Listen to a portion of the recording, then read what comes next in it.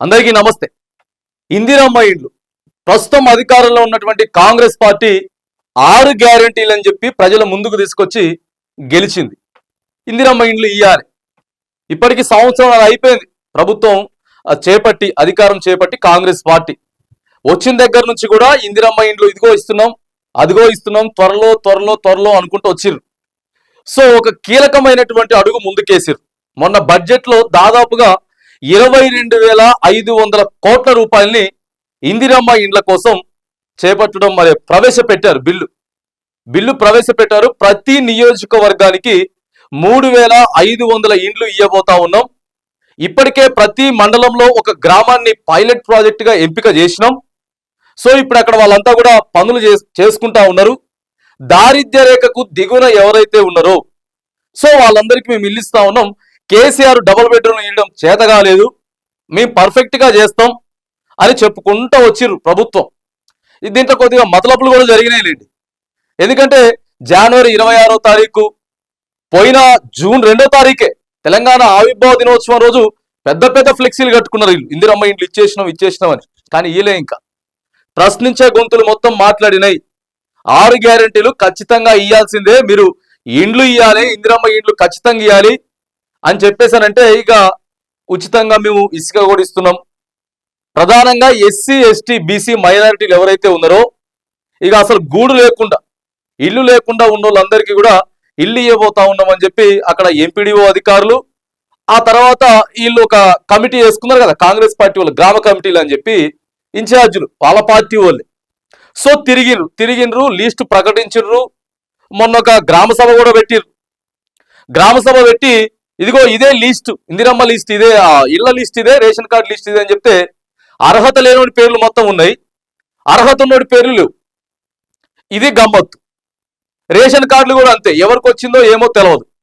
ఇదంతా కుదరదు, బాజాప్తా ఈ లిస్ట్ కరెక్ట్ కాదు అని చెప్పి అక్కడ ప్రజలంతా కూడా అధికారులను ప్రశ్నించారు. అధికారులను ప్రశ్నిస్తే మళ్ళా ఇదేదో ఇదేటట్టుందని చెప్పి ప్రభుత్వ పెద్దలకు తెలిసింది. ముఖ్యమంత్రి రేవంత్ రెడ్డి గారికి తెలిసి ఈ లిస్ట్ ఫైనల్ కాదు, ఈ లిస్ట్ ఫైనల్ కాదు, మళ్ళీ దరఖాస్తులు పెట్టుకోండి. సో ఇదంతా గమ్మత్తు జరిగింది. ఇందిరమ్మ ఇండ్లకి రేషన్ కార్డులకి గమ్మత్తు అయితే జరిగింది. కానీ ఇవ్వకపోతే మాత్రం, ఎందుకంటే ఒక ఆర్థిక సంవత్సరం అయిపోయింది కదా, ఆర్థిక సంవత్సరంలో ఏమిచ్చిర్రు, 2024 మొత్తం పరిపాలించిర్రు, ఏమిచ్చిర్రు. సో ఇప్పుడు కూడా ఇవ్వకపోతే మైనస్ అయిపోతామని చెప్పి ఒక అడుగు కూడా ముందుకేస్తున్నట్లు ప్రభుత్వ వర్గాల నుంచి కొంత సమాచారం అందుతా ఉంది. సోషల్ మీడియాలో కూడా అదే చర్చ జరుగుతా ఉంది. ఇప్పుడు ఇక కొత్తగా ఉగాదికి మాత్రానికి ఇల్లు ప్రారంభించబోతా ఉన్నాం. అంటే ఎట్లంటే పైసలు 5 లక్షలు ఇస్తారు.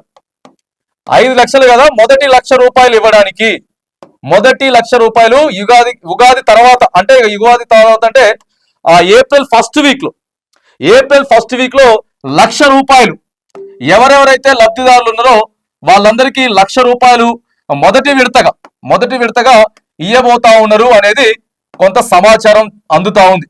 5 లక్షలు 3,500 ఇండ్లు 3,500 ఇండ్లు ప్రతి నియోజకవర్గానికి ఇవ్వడానికి సిద్ధమైపోయినాం. ఇప్పటికే ఆర్థిక శాఖ కూడా మొత్తం సమాయత్తం చేస్తా ఉంది. ఎందుకంటే వర్షాలు వస్తాయి, జూన్ జూలై అయిపోయిందనంటే ఖచ్చితంగా వర్షాలు వస్తాయి. వర్షాలు వచ్చే లోపే స్లాబ్ ఏదైతే ఉందో స్లాబ్ ని కంప్లీట్ చేయాలి అనేది ప్రభుత్వం కొద్దిగా ఆలోచన చేస్తా ఉందట. ఎందుకంటే వీళ్ళు పునాదులు వేసిన తర్వాత బేస్మెంట్ కో బిల్లు, సన్సైడ్ కో బిల్లు, స్లాబ్ లెవెల్కి వెళ్ళిన తర్వాత ఒక బిల్లు, సో మొత్తం కంప్లీట్ అయిపోయిన తర్వాత ఒక బిల్లు, ఇట్లా ఒక 4-5 దఫాలుగా ప్రభుత్వం 5 లక్షలు ఇవ్వాలని చెప్పేసి ₹5 లక్షలు ఇవ్వాలని చెప్పేసి ఒక దృఢ నిశ్చయంతో ఉంది. కాబట్టి ఏదైతే ఏప్రిల్లో మొదలు పెడితే ఏప్రిల్, మే, జూన్, జూలై మాక్సిమం ఈ 4 నెలల్లో స్లాబ్ అయిపోతే తర్వాత కొద్దిగా చిన్న పనులున్నా వర్షాలు వచ్చినా చేసుకోవచ్చు. కాబట్టి సో మొదటి విడతగా ₹1,00,000 ఇచ్చుకుంటేనే ఈ టర్మ్ కంప్లీట్ చేయాలి. ఎట్లా చేసైనా సరే ఈ జూన్ జూలై వరకు ఖచ్చితంగా స్లాబ్ బిల్ ఏదైతే ఉందో అప్పటి వరకు కంప్లీట్ చేయాలి అనేది కొంత ప్రభుత్వం అయితే ఆలోచిస్తా ఉందట. ఇప్పటికే పనులు స్టార్ట్ అయిపోయినాయి.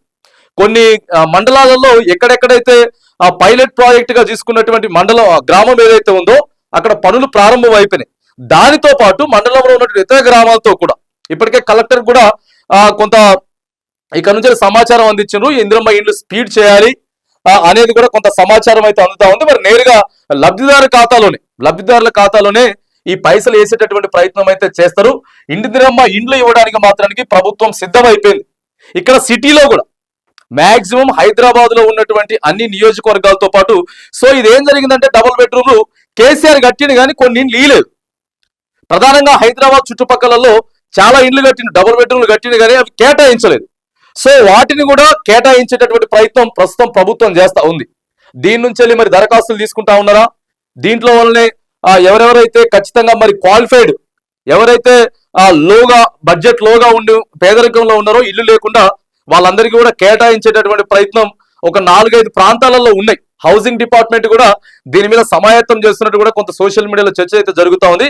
ఇక రాష్ట్ర వ్యాప్తంగా ఉగాది తర్వాత మాత్రానికి ఆ ఇందిరమ్మ ఇంట్లో ఏదైతే ప్రక్రియ ఉందో ఆ ప్రక్రియని మాత్రం కొంత సమాయత్తం స్పీడప్ చేసేటటువంటి ప్రయత్నంలో ఆ ప్రభుత్వం అయితే ఉంది. ఇప్పటికే లబ్ధిదారుల లిస్ట్ అంతా కూడా ఎంపీడీఓ కార్యాలయాల్లో ఉంది. లబ్ధిదారులు కూడా కొంత మీ పేరు ఫైనల్ అయింది అని చెప్పేటటువంటి ప్రయత్నం కూడా చేసిరు. మీ పేరు ఫైనల్ అయిపోయింది, సో మీరంతా కూడా ఇక ఇండ్లు కట్టుకోవడానికి సిద్ధం చేయాలి అని చెప్పేసి అన్నారు. మరి తీరా ఇగో ప్రభుత్వం ఫెయిల్ కాకూడదు ఈ విషయంలో. ఎందుకంటే ఉన్న గుడిసెనో లేకపోతే రేకుల షెడ్డునో బీక్కొని పునాదులు తీసి చిన్నగా బేస్ మట్టంకి వచ్చిన తర్వాత ఇక పైసలు రాకపోతే ఇబ్బంది అయిపోతుంది. ఉన్న ఇల్లు పోద్ది, ఆ తర్వాత ఇది కూడా పోతుంది. కాబట్టి ప్రభుత్వం చాలా సీరియస్ గా ఇందిరమ్మ ఇండ్లు ఎవరెవరికైతే నియోజకవర్గానికి 3,500 శాంక్షన్ చేసిండ్రో బాజాప్తా బిల్లులు ఆగకుండా వర్షాకాలం వచ్చేలోపే మరి ఇల్లులు అయితే కంప్లీట్ చేయాలి అనేది మరి కొంత సోషల్ మీడియాలో చర్చ అయితే జరుగుతా ఉంది. మరి చూడాలా ఉగాది తర్వాత ఎప్పుడు ముహూర్తం ఖరారు చేయబోతా ఉన్నారు. ఉగాదికి చాలా ముహూర్తాలు పెట్టుకుంది కాంగ్రెస్ పార్టీ, కొత్తగా మంత్రులను నియమిస్తున్నది, సో కొత్త అడుగులు వేస్తున్నది. ప్రభుత్వ విప్ని, డిప్యూటీ స్పీకర్ ఇట్లా కొన్ని పదవులు భర్తీ చేస్తా ఉన్నారు. సో కొంత స్పీడప్ అయితే చేయబోతా ఉన్నాం. దాంతో పాటు ఇందిరమ్మ ఇండ్లకు కూడా బిల్లులు ఇచ్చేటటువంటి ప్రక్రియ ఒక అడుగు ముందుకేస్తా ఉన్నారు అని చెప్పేసి ఆ ఇందిరమ్మ ఇండ్ల గురించి అయితే మనకు అప్డేట్ అందుతా ఉంది.